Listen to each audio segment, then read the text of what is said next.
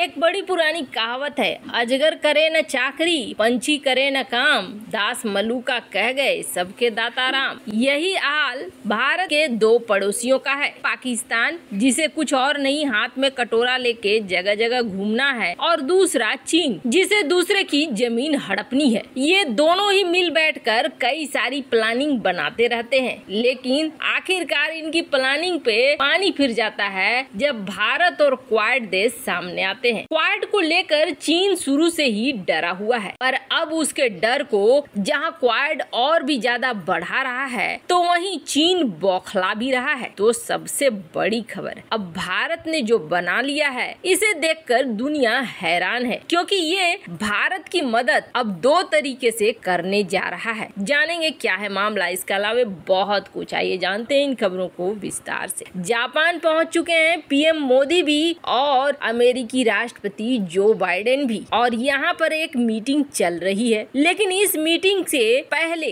चीनी विदेश मंत्री की बौखलाहट सामने नजर आई। वैसे चीन क्वाड से शुरू से डरता आया है, और चीन को कहीं न कहीं काबू में रखने के लिए ही क्वाड का गठन हुआ। अमेरिका को भारत रूस मामले में किसी तरह का कोई सपोर्ट नहीं दे रहा है, उल्टा रूस के बावजूद भी अमेरिका भारत के साथ चलना ही स्वीकार कर रहा है। अब की जो क्वाड की बैठक हो रही है, इसमें हिंद प्रशांत क्षेत्र की ही चर्चा हो रही है। आजादी और खुलापन के नाम पर अब अमेरिका चीन को शिकंजे में रखना चाहता है, ताकि हर हाल में ये अपने क्षेत्र से बाहर नहीं निकले। अब चीन ये कहता है कि क्वाड बनाया गया है ताकि चीन के आसपास के माहौल को बदला जाए और चीन पर काबू रखा जाए, अमेरिकी वर्चस्व यहाँ आ जाए, इसलिए क्वाड को बनाया गया है। पहले भी क्वाड को लेकर चीन ऐसा ही कुछ कहता आया है, पर अब जैसे जैसे इसकी बैठकें बढ़ रही है और जैसे जैसे ये नए नए ऐलान कर रहे हैं, जैसे कि चीन की गतिविधियों को ट्रैक करने के लिए सैटेलाइट का ऐलान किया है, जो चीनी गतिविधियों को खास तौर पर ट्रैक, वो भी क्वाड के जो ये 4 मेंबर हैं सभी को वो डेटा मिलेगा। ये चीन के लिए सबसे बड़ी असफलता जरूर है, पर इन सब के बीच में चीनी विदेश मंत्री का ये कहना है कि ये लोग लाख कोशिश कर ले,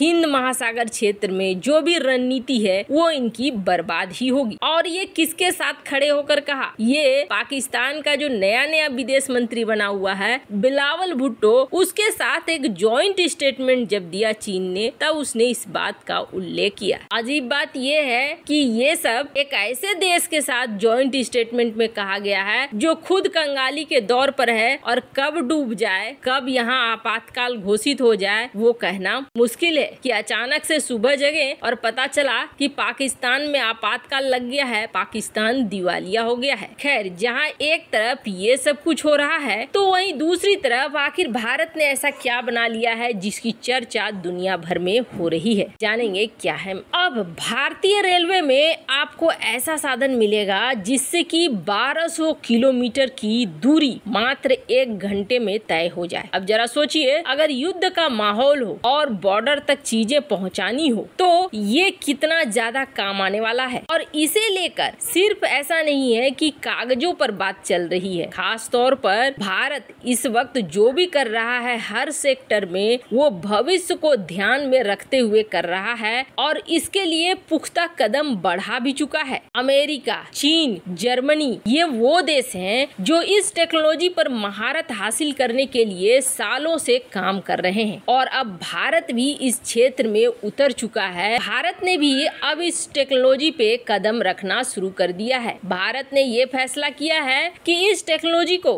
Bharat made in India technology के तहत बनाएगा, ताकि किसी दूसरे देश पर निर्भर रहने की कोई भी जरूरत ना हो। आप देख सकते हैं स्क्रीन पर ये जो एक पाइप जैसी संरचना दिख रही है, दरअसल इन पाइप को जोड़कर एक लूप बनाया जाता है, जिन्हें कहा जाता है हाइपर लूप, और इसे जब इस्तेमाल किया जाता है एक ट्रेन के रूप में, तो फिर ये एक हाइपर लूप ट्रेन बन जाती है। अब इसके लिए खास तौर पर अलग किस्म की टेक्नोलॉजी का इस्तेमाल किया जाता है। विदेशों में इसकी प्रक्रिया काफी बड़े दौर पर पहुंच चुकी है। आप देख सकते हैं तस्वीरों में भी और वीडियो में भी किस तरीके से ये हाइपर लूप फंक्शन करता है। इस हाइपर लूप टेक्नोलॉजी की वजह से रफ्तार हो जाती है काफी तेज, करीब 1200 किलोमीटर 1 घंटे की रफ्तार होती है। इसके अंदर लो प्रेशर ट्यूब का इस्तेमाल किया जाता है। की तरह इसकी संरचना होती है जिससे ट्रांसपोर्ट के लिए इस्तेमाल किया जाता है। और ये काम कैसे करते हैं तो आपको बता दें, ये पूरी तरीके से काम करते हैं मैग्नेटिक फंक्शन पर, यानी चुंबकीय शक्ति पर। भारत इस प्रोजेक्ट पर 2019 से ही लगा हुआ है। सबसे पहले इस प्रोजेक्ट को शुरू करने की बात हुई थी चंडीगढ़ से अमृतसर और अमृतसर से चंडीगढ़ के लिए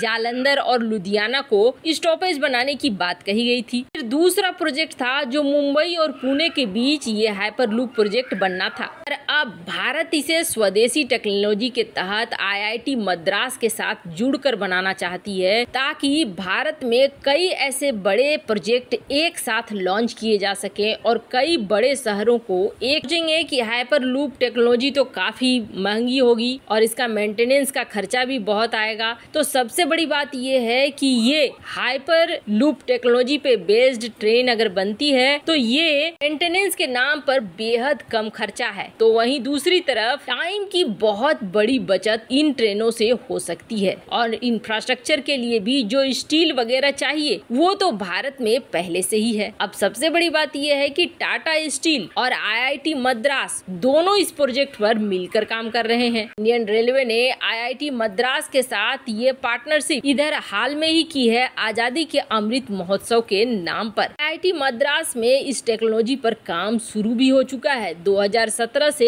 इस पर IIT मद्रास में काम हो रहा है। भारत के पास सारा कुछ ही है। टाटा स्टील, अगर स्टील की जरूरत है तो टाटा स्टील है। L&T और IIT Madras hyper loop technology पर काम कर रहे हैं तो वो भी अवेलेबल है। वैसे देखने वाली बात ये होगी कि कितनी जल्दी इस प्रोजेक्ट को भारत में लॉन्च किया जाता है। वैसे आपको बता दें, जापान का बुलेट ट्रेन प्रोजेक्ट भी है, लेकिन ये फंस गया है घरेलू राजनीति में। राज्य और केंद्र के बीच की जो राजनीति में है उसमें फंसा हुआ है, जिसकी वजह से जापान भी कई बार भारत को आगाह कर चुका है कि यहाँ प्रोजेक्ट में लेट हो रहा है, डिले हो रहा है। अगर इसी तरह के कोई घरेलू राजनीति बीच में नहीं आती है तो भारत को इस तरह की टेक्नोलॉजी मिल जाएगी जो कम समय में भारत का बहुत बड़ा काम कर देंगी। वैसे इस मामले में आपकी क्या राय है? क्या भारत घरेलू राजनीति इस मामले में रुकावट बनेगी? कमेंट कर अपनी राय जरूर बताएं। जल्द मिलते हैं।